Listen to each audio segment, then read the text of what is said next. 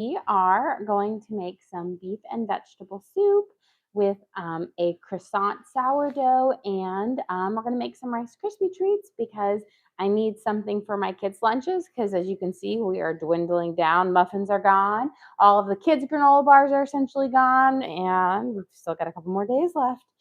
And Torrin's been asking because he saw the marshmallows, and then Jack stole one of these packs the other day and did a huge hole in it because that's Jack. I also have a tomato over there that has a hole in it or a little bite in it from Jack as well. But let's get our sourdough going up.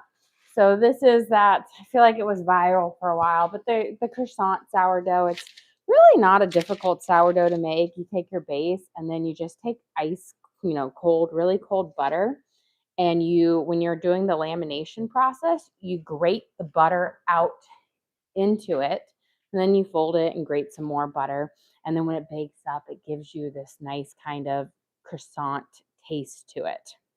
So we're going to score it.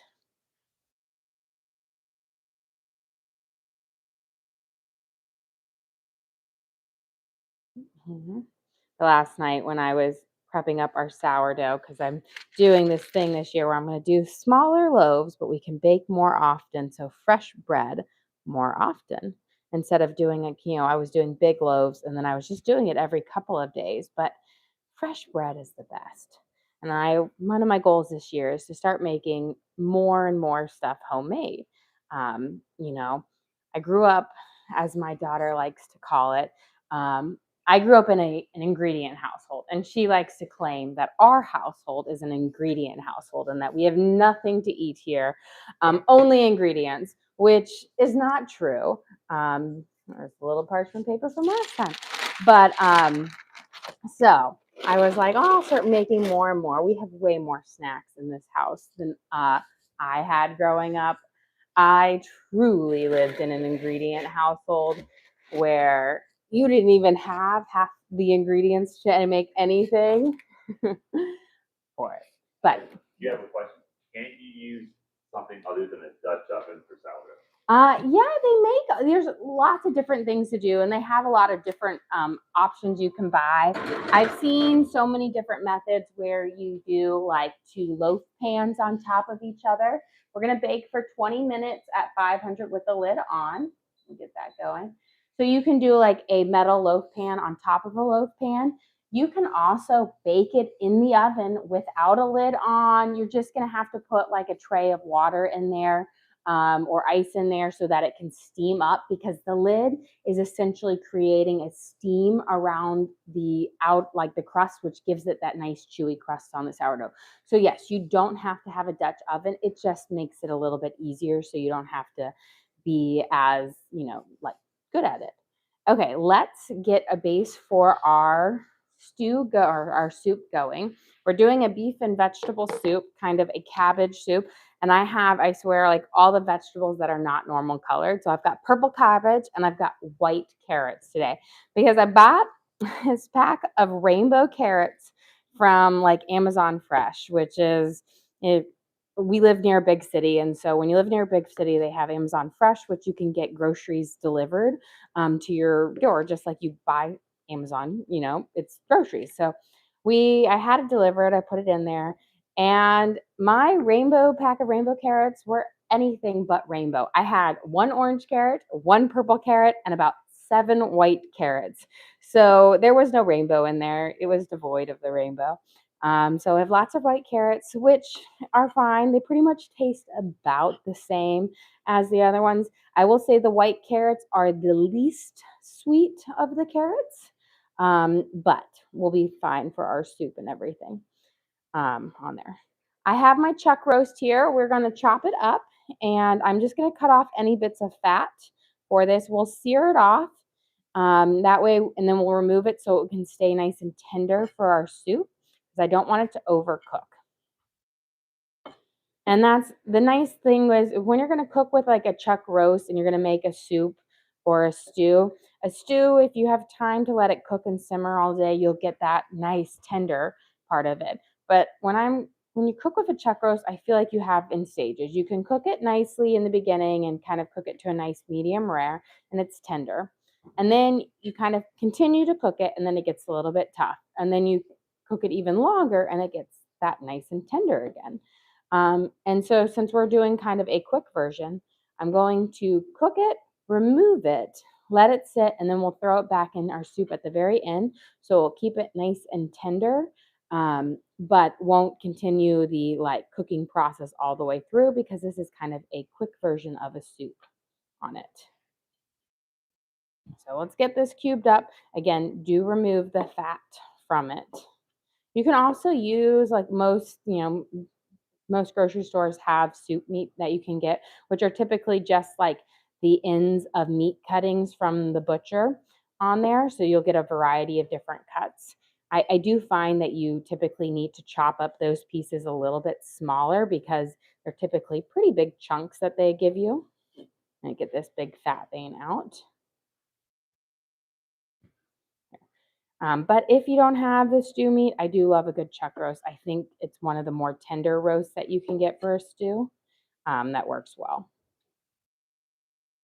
Okay, get these last ones up. This is again about 1.5 pounds here, which is kind of a perfect for a smaller little soup.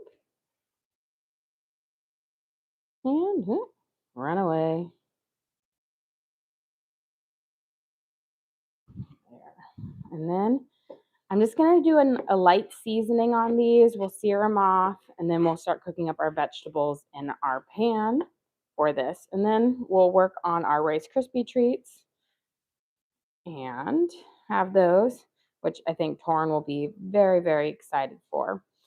Because the last time I made Rice Krispies treats, it was right around his birthday, and the poor kid got so sick. He did not eat anything for like 3 days. He was so unwell, and by the time he started feeling better, all the Rice Krispie treats were gone. So he did not get any out of the last batch. So I told him I would make him some more soon. I think this one, I'm going to try to trim that off.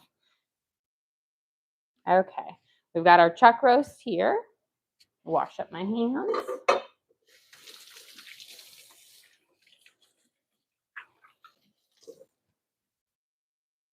And then we're going to sprinkle this with a little black pepper.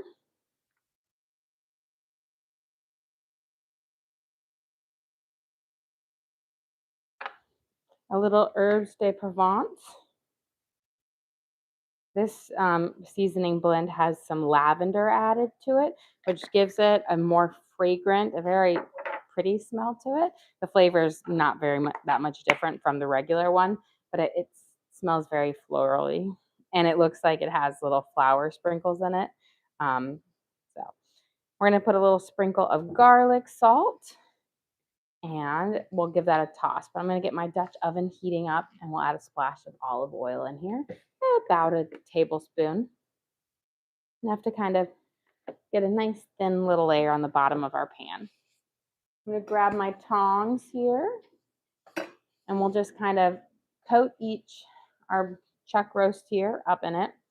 I'm not using any flour or anything to coat onto it because we're just going to sear it off because I'm not doing a stew, but I'm having more of a lighter, a little bit of a tomato-based broth in it. So we're going to use some tomato paste and some fresh tomatoes in here. So think of like your beef and cabbage soup, a beef and vegetable. So a lighter kind of affair of a soup, trying to be more, healthier, lighter, fit beginning of the year, keeping those resolutions strong on there. So I've been doing our workouts well this morning. I got up and I did my elliptical out for an hour, and then I lifted weights, and then we've been doing this Billy Blanks thing, and we did this amped one, and we're like, let's do the abs one. Whew, that was really, really hard. I was totally not ready for it. And I felt like it burned everywhere but the abs. And then my littles, started gymnastics today. And so Jackie was in a little mommy and me one while Teddy did the preschool one. And Jackie had a little bit of a hard time at first because he didn't quite want to sit and do the exercises. He wanted to go in full throttle, like right into the foam pit and all the fun stuff. So there was a lot more of me running around. I was bear crawling, lifting him, trying to keep him engaged. And Jackie's not one to take a no for an answer. He is kind of the my way or the highway kind of guy on there. So I'm sitting there and I'm like, I'm ready for this soup. I need it. I need some more fuel. I had one of our granola bars that we made yesterday, the nut and seed ones, and I found one that had like 4 cashews on it. And I'm like, I hit the gold pot on it for it. Okay, our pan right here is just about hot. Don't start searing off your meat until it's nice and hot. Then I'm not going to dump all of my meat in at one time. I'm going to dump about half of it in because I want each piece of meat to get its own spot so it can really saute up nicely. So I'll give it a little bit more. It's not quite hot enough. You can typically feel the residual heat coming off of the top of it. So once it feels hot to me, I'll start putting my meat on there. But while we're waiting, I'm going to dice up my onions because when we're done sauteing off our meat, we'll throw in our onions. Here. We'll get those going. So we've got our onions to the side. So you have a question? Would using beef broth be overpowering? I am using beef broth today. So I have my beef broth in for our base. So I'm going to be using tomato paste and water with beef bouillon or beef broth. So because I've got my chuck roast, which is beef, I'm using the beef broth with it. And I find that the tomato and the beef work really, really well for this one. I love whenever I have beef, I use beef broth, but I try not to when I'm using other proteins. I try not to use beef with it. Just because I do find it's a bit stronger. Okay, I think we should be about ready to drop these in. Yep, we've got a nice sear. I'm going to turn it down to a 6 now. I'm going to start plopping in our chuck roast, giving them each a nice little spot on the bottom. Don't worry about getting little bits stuck to the bottom of your pan because when we go and add our broth in later, that will kind of deglaze the bottom of the pan and all of that will be incorporated into the base of our broth, add more flavor. So we're going to get half of our meat in here. And again, don't overcrowd because when you overcrowd, it's going to bring the temperature of your pan down, which won't give you as nice of a sear. And that will allow the juices to come out. And instead of getting a nice sear on it and a tender one, it will give you more of a firm and chewier meat. So little by little, and just take your time on it. I think that's one of those first things that when I started to do it and not rush through, it really did make a difference in my cooking. Because in my early years, I was like, oh, you can throw it all in there. That's not going to make a big difference. But it does because your pan, it doesn't cook it as well. All of the juices will fall out so you don't get this nice saute on it, which then gives you completely different cooking on it and flavor. So it is important. I've got my 2 white carrots here. They almost look like parsnips, and I almost put parsnips in this soup. I was thinking about it because I have some parsnips. But parsnips have a very strong flavor, and I didn't want them to kind of overpower the flavor of this soup. They have a nice little lemony flavor to it. And I like the tomato base for this. I think it's lovely with the vegetables. So we're just going to use our white carrots here. Giving them a nice peel, and then we'll dice them up.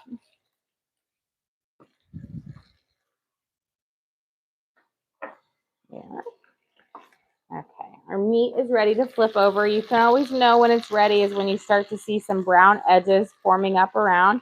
You see we've got this lovely sear on it. So I'll flip all of these pieces over and then we can cook it. The other side is just going to need just a little bit of time. Again, we want to cook it to about a medium rare so that it's nice and tender when we throw it back in at the very end. Because that hot broth will cook it a little bit more at the end. There we go. And I know chuck roast is, most people always just put it in the oven and roast it up. But chuck roast is delicious, cubed up and sauteed like this. A lot of times I'll do like a little Greek pita roast with, chuck roast like this. And my kids absolutely love it because it is a nice, tender, and flavorful meat. Okay. Get ready to pop these out.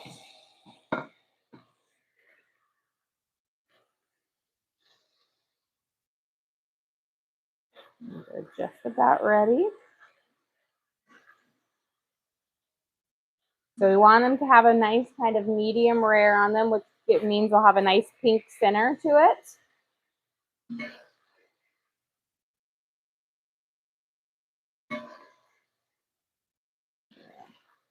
But the first bit always cooks a lot faster than the second side because it cooks most of the way through.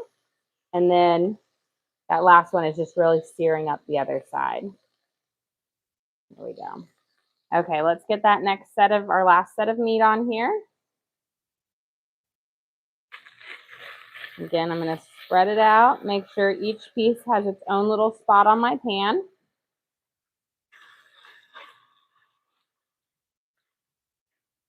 There we go.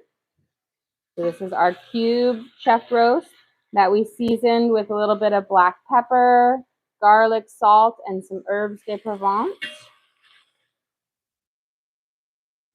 So just a light seasoning. We'll add in more spices later, but keeping it fairly simple right now.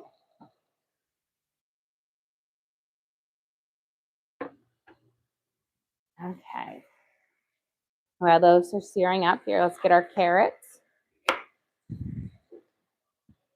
We got our tops and our bottoms here. We're using, again, white carrots. So while they do look like parsnips, these are not parsnips.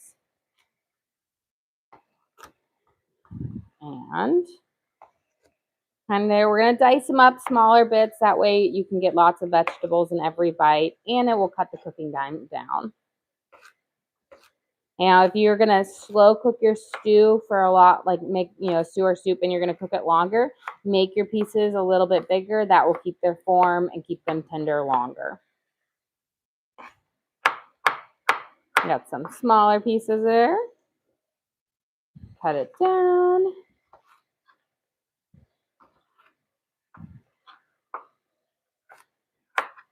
Get these in there. Okay. Looks like I have some pieces that look like they are ready to flip. There we go.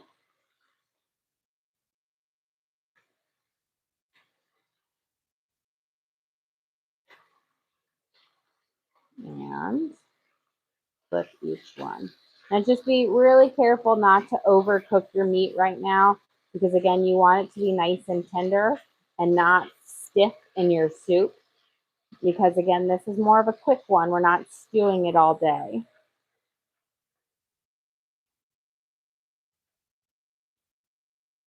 There. Put this on that side. Flip those over. Perfect. Drop those down. Get that last little bit there, and we'll prep those up.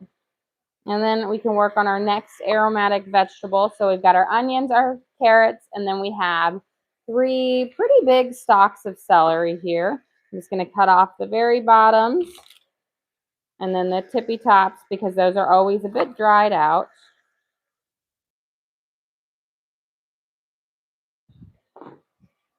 And then, because I don't want to have really big pieces of celery, I'm going to go right down and kind of halve them / quarter them. Really, I guess, third them. Do you have a question? Would Roma tomatoes work for this? Yes, I'm actually using Roma tomatoes for mine. Roma with a little jack bite out of them. Plum tomatoes. You can also, cherry tomatoes. Really, most tomatoes will work for this because we're going to cut it up into a soup. There's just some where you have to do a little bit more work to get to the pieces. Yo has a question for you. What's for dinner tonight? I'm not 100% sure yet. I'm thinking I might make some homemade hamburger buns tonight, and then hamburgers because I have some ground beef in the fridge. But I don't know yet. It just kind of, I looked in there and I was grabbing this chuck roast out, and I was like, I could really go for a burger tonight. So that's kind of how my brain works. You have a question about the celery? Sometimes you use the leaves and sometimes not. Why? So if I have the leaves, I use it. I pulled off these three stalks and I didn't have the leaves, and so therefore I didn't use it. If I have them, I use them. I never discard them. It's just if they're on them.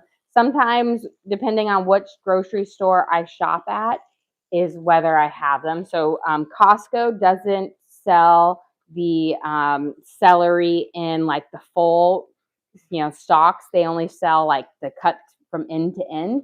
So then they never have the leaves on it.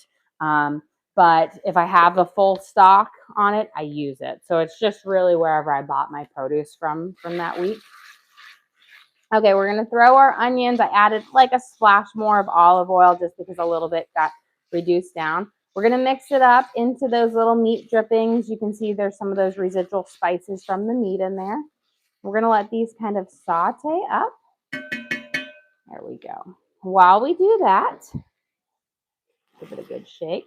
Let me wash my hands. We're going to start melting our butter for our Rice Krispie treats. So we're going to do ours in our great big, my pasta pan. It's also my Rice Krispie pan. I'm going to turn my heat on to like a medium low. I've got a stick of butter. Once my butter is melted, we'll throw in 2 bags of marshmallows. These are the 10-ounce marshmallow bags. Mini marshmallows work best, but you can use the full size. It just takes a lot longer for them to melt. Okay, we've got those in there. I swear I heard a beep, but no, that still has 30 seconds. Heard a mythical beep here.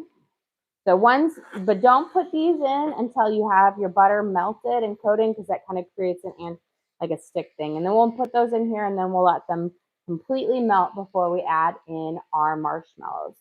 So my Rice Krispies are like, you always have like that recipe on the back of the box, are a little bit different. I have a slightly different ratio, which gives you a slightly like gooier, more delicious Rice Krispie. It uses more marshmallows, more butter, to less Rice Krispies.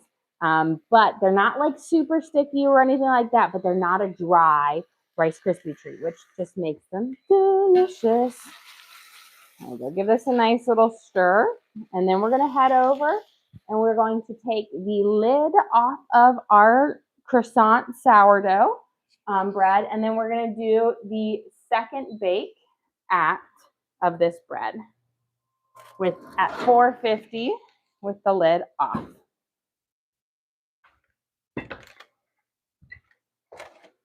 So here, baking up, nice, beautiful pop. You can actually see like the butter bubbling in there from it.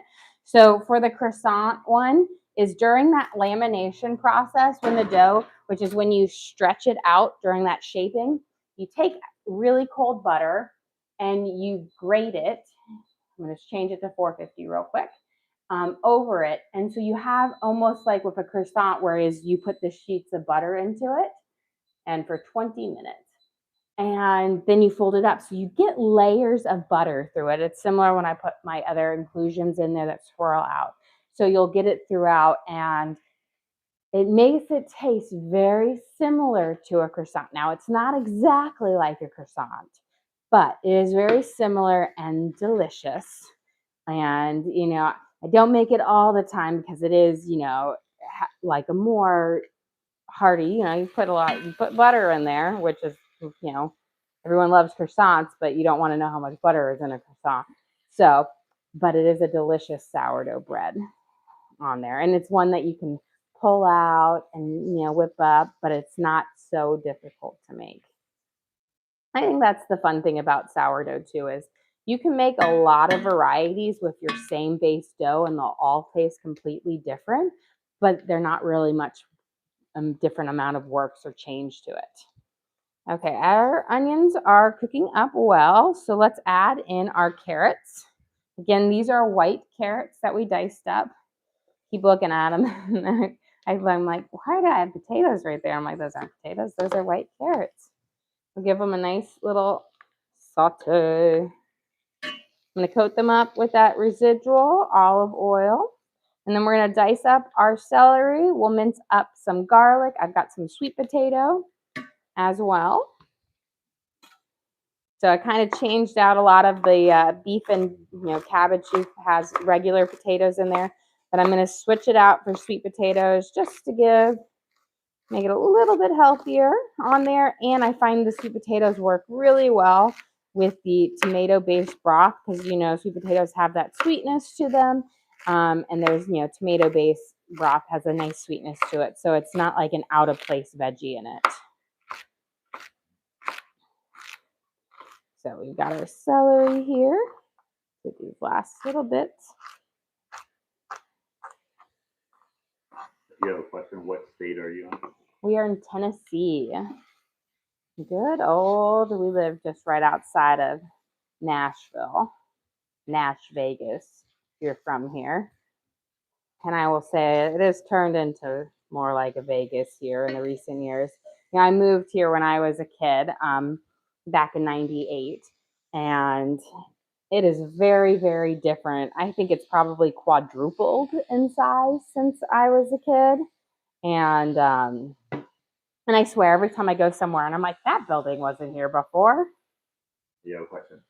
Are those potatoes? Those are not potatoes. Those are white carrots. So I got some rainbow carrots in my Amazon Fresh order this week, and my rainbow carrots were far from rainbow. I had one purple carrot and one orange carrot, and the rest were white.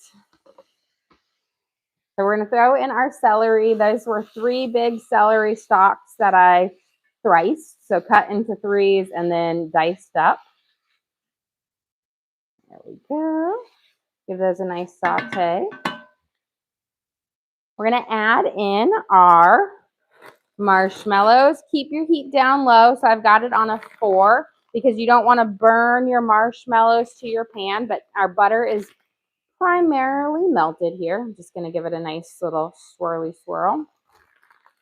And I like to do this in a really big pan because I can fit all of my Rice Krispies in here.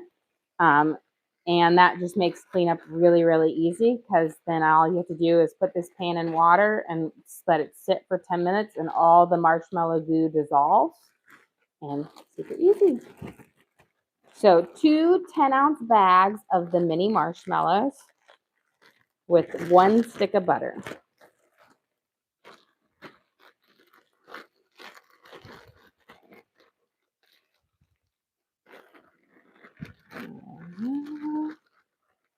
Shake.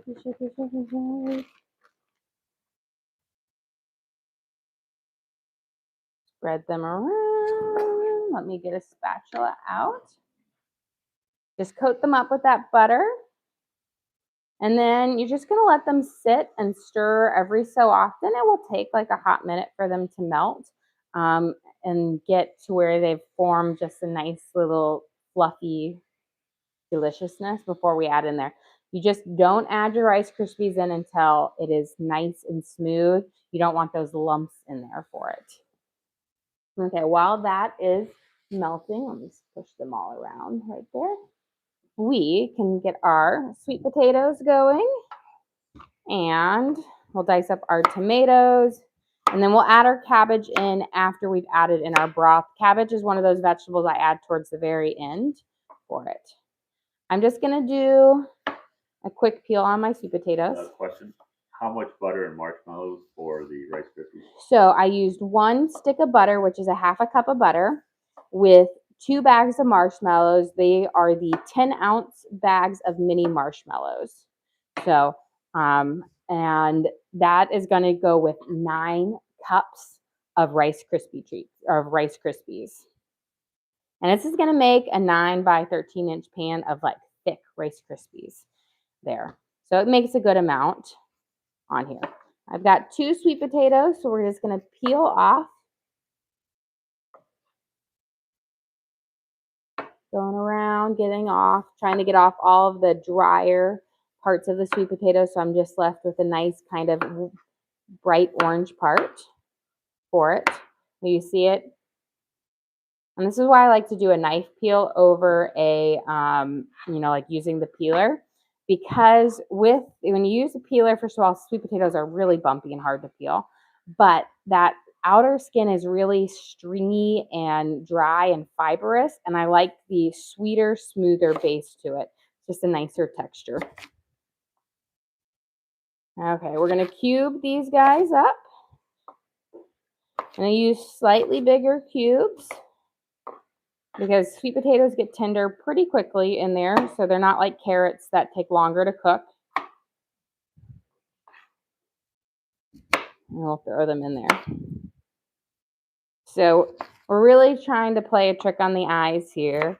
The white pieces are carrots. The sweet potatoes are orange, are not potatoes. Or our potatoes are not carrots. Yeah, you just got to change things around. And then we're going to have purple cabbage because, we gotta. Let's throw in our sweet potatoes here. Give this a nice stir. I will say that smell of celery is wonderful.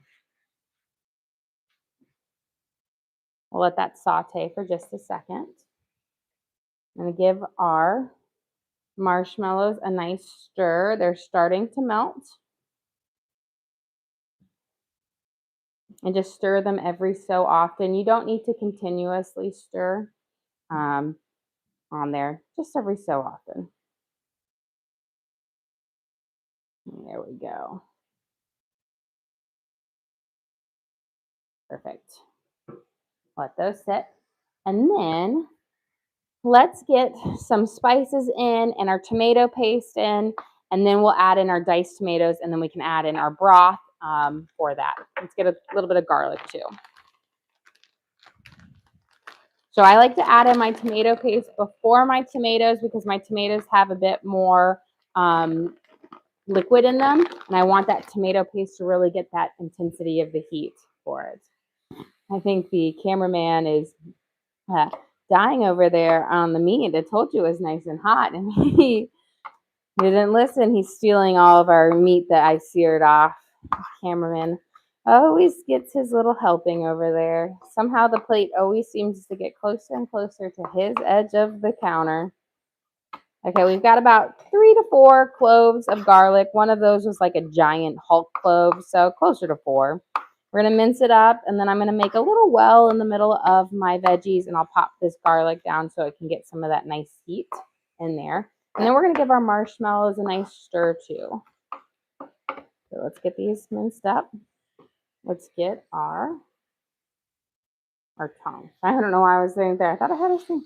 So we're going to make our things. So I've got a nice little well right here. I'm going to take our garlic, pop it right in there, and then I'm just going to add a really small drizzle of olive oil. That way this garlic can kind of infuse in there. Like half a teaspoon. It gives a little bit more of that direct heat, which is lovely for this. I'm going to grab this for our final part. I'm going to go wash my hands a little bit because they're extra garlicky now. Let's give our marshmallows a nice mix. They're very close. As you can see, we've got almost a big glob here, but we need it to be smooth. It's still lumpy. And so don't mix it in yet or you'll have some like lumpy chunks. But it's almost there. I'm going to turn it down a little bit lower, down to a 2 now.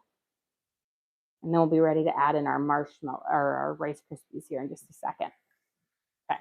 We've got our garlic right here. I'm going to add in my little herbes de Provence, about a teaspoon on top here. We're going to add in 2 bay leaves. They want to give them to me. 1 and 2. We'll give this a nice little stir around. Coat up our veggies. And then we are going to open up our tomato paste, and we're going to add in a nice scoop of tomato paste. Let me grab my can opener. Now, I'll forewarn you, I struggle with these little cans.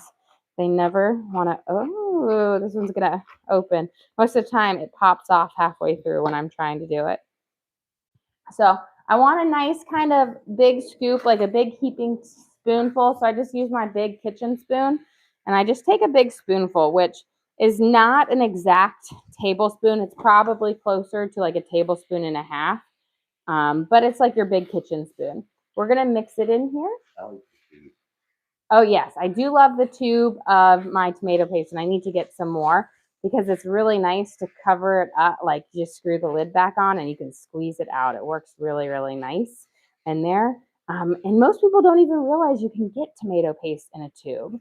Like a little it looks like a toothpaste tube, and you just can squeeze it out, which is perfect for when you just need a small amount, which is what you need. Most of the time, you only need a small amount. Okay, we've got our base here. Oh, our marshmallows are so close. Beautiful. Okay, let's get our liquid in here. I forgot to set out my big cup, so let me get my big measuring cup here. And I need 4 cups of water, just about. We'll fill it up to the top, and then we'll add in like a big scoop of chicken bouillon.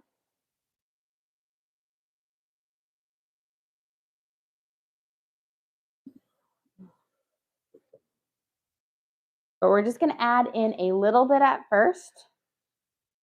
So about a cup at first, because I want you to go through with your spoon and deglaze the bottom of your pan. So remember in the beginning when we like cooked all of our meat, you might have little tasty bits stuck on the bottom there. When you have that little bit of that liquid in there, just go along and scrape it off so you can get all of that to work into your soup. There we go. Now that we have that cup in there, give it a nice stir. We're going to let that simmer with our tomato paste, and then let's add in our diced tomatoes so we can kind of let that kind of bring those flavors are. Got a little bit of garlic here. We'll throw that on there. I've got 3 kind of Roma tomatoes here. You can use plum tomatoes, vine ripe tomatoes. Or you can use a can of, diced tomatoes if you have that. It's essentially the same amount. 3 of these are about the same as 1 can.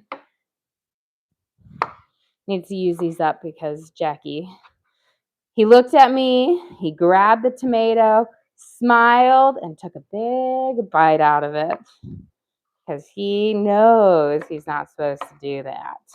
He just loves to do it, but I don't have any place higher to put it. He keeps getting taller and taller, and he's such a little naughty one. Always knows.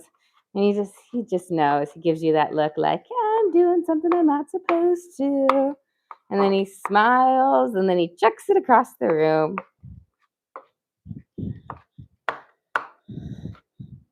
There we go. Let's get our diced tomatoes in here. Give this a nice stir now. Kind of coat them up. Perfect. And now we can add in the rest of our liquid. We'll do a cup at a time. Mix it around. And then we'll let it simmer. We'll add in a nice scoop of beef bouillon. And you can always just use like straight up beef broth if you wanted to, or like beef bone broth. But I like the beef bouillon because I can use a little bit more of it to get more flavor with less liquid. Here we go. Push all of this down. There we go. And then we'll get onto our Rice Krispies here in just a second. Just about. Let's get our bouillon in here before I forget. I one time made a soup, and it wasn't, luckily I always taste, but it wasn't till the end, and I was like, there's no flavor. I forgot to put my bouillon in it. Okay, we're going to use up the rest of one, and then we'll add in the other. I have like a small little scoop of this guy.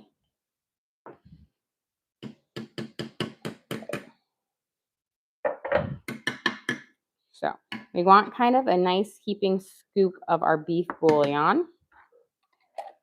We'll mix it in here. And we're using beef again because we have our beef, chunks that we seared off, our chuck roast. And that's going to add a nice flavor to the tomato paste in here and the tomato. So it's like a beef and tomato broth, which is really like, it's not a heavy one. It's more of a lighter broth, but it has a lot of bold flavors in it. Okay, we're going to let that simmer here. And while this is simmering, we will get our Rice Krispie treats done. Our marshmallows are nice and smooth. As you can see, no bumps. I'm going to turn the heat off completely, but I'm going to keep it over here. That way that residual heat from my pan will keep those marshmallows from getting hard yet or like firming up. And then we're going to mix in 9 cups of Rice Krispie treats. We're going to have to count with me because I talk and count at the same time. We're not going to have the same number. So 1, 2, 3. It's going to be almost this whole container. 4, 5, 6, 7, 8, and we're going to put it in there. It was the whole container. So 9, just about 9. We're going to mix it all the way in. We're going to cover all of them up with our delicious ooey gooey marshmallow base. And you want to do this while those marshmallows are hot, and then we'll put them in our 9 by 13 inch pan, and then we'll press them down to get all of the like space out of them because you need them compacted so that they aren't fluffy, so they hold together. Put them up. There we go. Now, if you want to add anything like jazzy to your Rice Krispie treats, like sprinkles or M&Ms, now is the time. You can kind of put them in now, or you can just put them in when you press them on top. So let's mix all the way around. Make sure you don't have any dry pockets, so just scrape up and make sure every bit is coated. There we go. I'll turn up my soup a little bit higher now. And now let's grab our pan. So I've got my baking dish. Now the trick, so that when you're ready to cut these and flip them out later, is to spray it down with some, either like a non-stick spray. I'm using olive oil. You can rub it with, coconut oil or whatnot. But it just allows it that when it finally cools off, that they will just slide out and then you can cut them up. So just spray it around on there. Because I like to, when I'm done, I like to cut them up and then wrap them in either wax paper or parchment paper so that you have like individual pieces, and then we put them in a Ziploc baggie. Okay, and then while it's still hot, we're going to scoop these out into our pan. And then we'll press them down and form them. There we go. And it's nice because when keeping them in this pan, it allows them to not firm up yet. And so you can really get everything off. And looks like we're going to be ready to get our bread out in just a second too. Perfect. So I'll slide this, get all of this ooey gooey goodness off, and then we'll go grab our bread out of the oven. And delicious. I just need a bit of that ooey gooey goodness. Okay, got my bear paws on. So we've got our croissant bread. Let me look at it. I want to see, you know what? I think with this, I might want to toast it up just a little bit more because that butter keeps it a little bit on there. So I'm going to put it in for about 5 minutes longer. Sometimes I just want it to cook a little bit more. The butter insulates it a little bit longer. And so I always like to look at it. So my normal, I do 20 minutes and 20 minutes for it. But with when you shape it up, you have that cold butter. So it's not going to warm up as quickly as it's baking as it would without it. So I'm going to bake it 5 minutes longer so it gets a little bit more golden and it has a time to truly set, which is perfect because we still have to add our cabbage into our soup and we have to press our Rice Krispies down. So let's get our Rice Krispies pressed down. Do not use wax paper for this. Only use parchment paper. Take a sheet. And this is an important process because if you don't press them down firmly, when you go to cut them later, they'll be fluffy and then they won't hold their form. So press them down and really get them.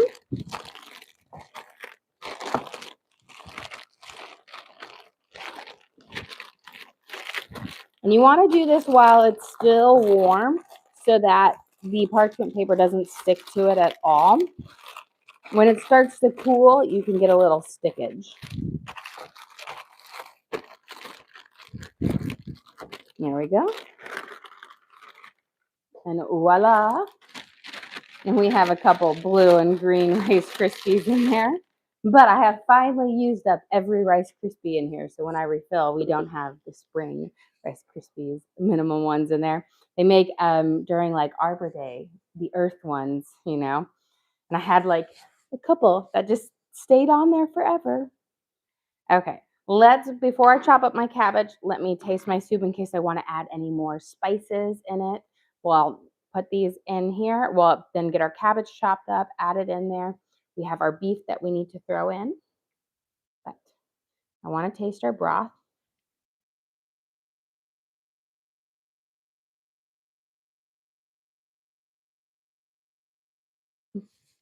Perfect.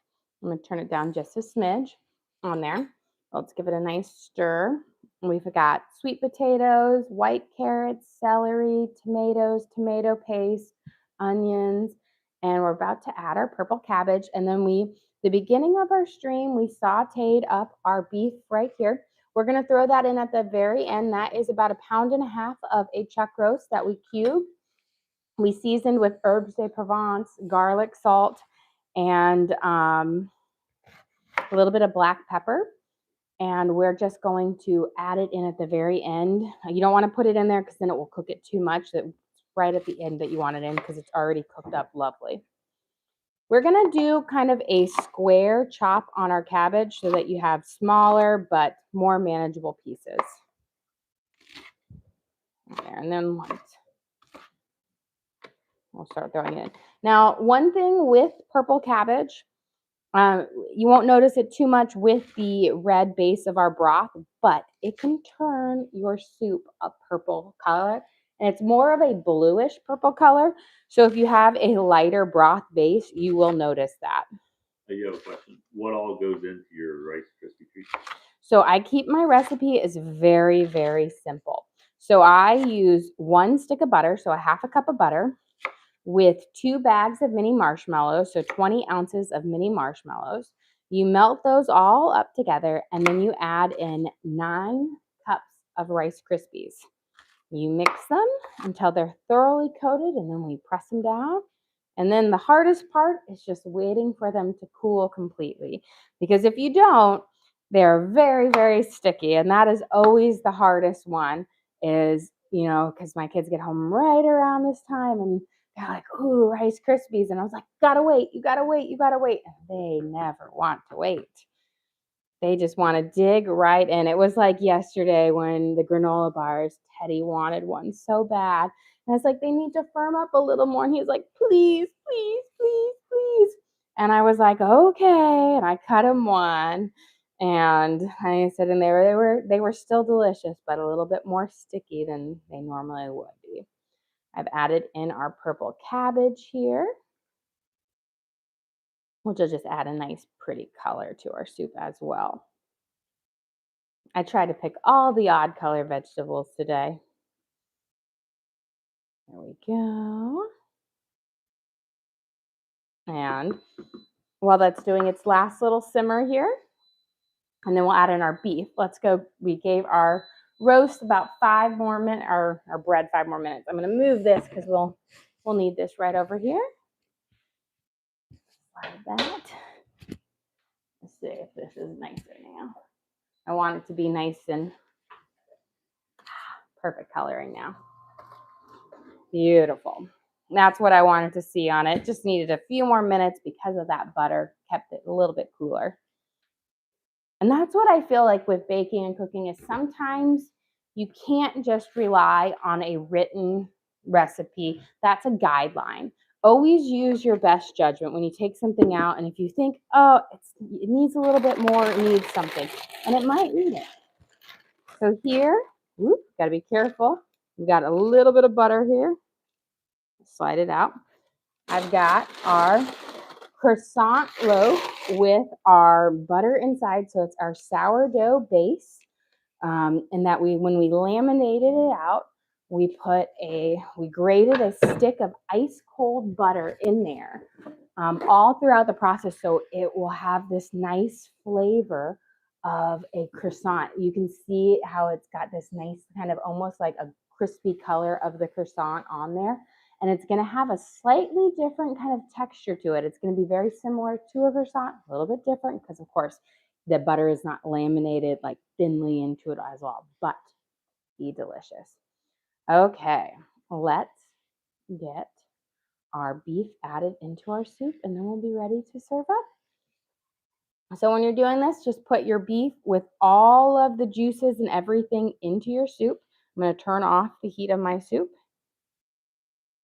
And this is our chuck roast that we cubed up and sauteed off.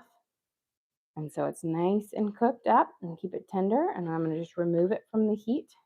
And that will warm everything up. But I cooked it at a nice medium rare, so it will be a really tender piece of meat in our soup on there. But you don't have to wait all day for it to stew to get soft, which a lot of times you have to do when you're using a beef in a soup. Well, guys, we are done. Our lunch is done. Our bread is done, and we are ready to serve up. Bring this guy over here. We'll have him right here. I've got our Rice Krispies and a nice marshmallow. And let's grab a bowl for our soup. Judy sent you a gift. Well, thank you, Judy. We appreciate that. Okay, and we need a ladle.